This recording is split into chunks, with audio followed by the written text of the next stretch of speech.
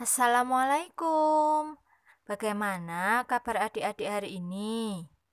Pada video kali ini kita akan belajar tematik kelas 2, tema 5, subtema 1, pengalamanku di rumah, pembelajaran 1. Sebelum kita belajar, marilah kita berdoa bersama menurut agama dan kepercayaan kita masing-masing ya. Jam dinding di rumah Benny mati. Ibu meminta tolong Benny mengganti baterainya. Benny, coba lihat jam dinding di rumah, Nak. Ya, Bu. Wah, jarumnya berhenti bergerak, Bu. Kalau begitu, apa yang harus kita lakukan? Benny harus mengganti baterai dengan yang baru, Bu. Maukah Benny mengganti baterainya? Mau, Bu. Benny naik di atas tangga. Hati-hati ya, Nak. Ya, Bu. Saat menjangkau jam dinding, Benny kurang hati-hati. Wah, jamnya retak. Maafkan Benny, Bu. Benny kurang hati-hati dalam mengambil jam dinding, sehingga jam dinding terjatuh. Ya, Nak. Kedepannya Benny harus lebih hati-hati dan tidak perlu tergesa-gesa. Setelah mendengarkan teks percakapan, buatlah pertanyaan. Mintalah temanmu menjawabnya. Contohnya, seperti ini pertanyaannya. Mengapa jam dinding bisa jatuh? Jawabnya karena Benny kurang berhati-hati. Nah, silakan kalian buat pertanyaan sendiri, kemudian mintalah temanmu untuk menjawab. Ayo, sekarang kita menulis. Jawablah pertanyaan berikut ini. Apa yang terjadi dengan jam dinding? Jawabannya karena jarum jam dindingnya berhenti bergerak. Nomor 2, siapa yang mengambil jam dinding? Yang mengambil Benny. Nomor 3, mengapa jam dinding jatuh? Jam dinding jatuh karena Benny kurang hati-hati. Bagaimana cara mengambil jam dinding?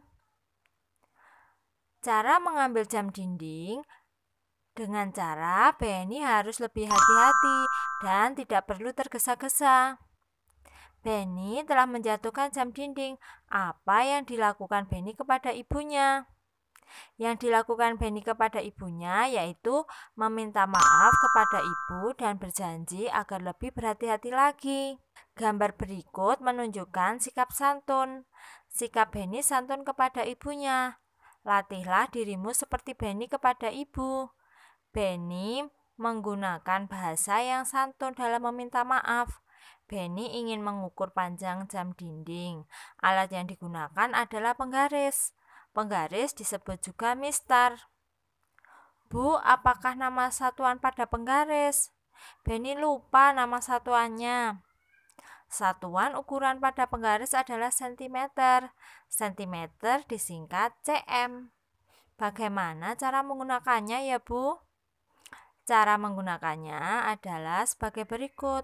Ukur benda dimulai dari angka 0. Angka 0 pada penggaris harus lurus dengan pangkal benda. Terima kasih, Bu. Kamu sudah mengetahui cara mengukur benda. Ukurlah benda-benda yang ada di sekitarmu. Gunakan penggaris untuk mengukurnya. Misalnya kita ukur pensil. Pensil panjangnya 20 cm.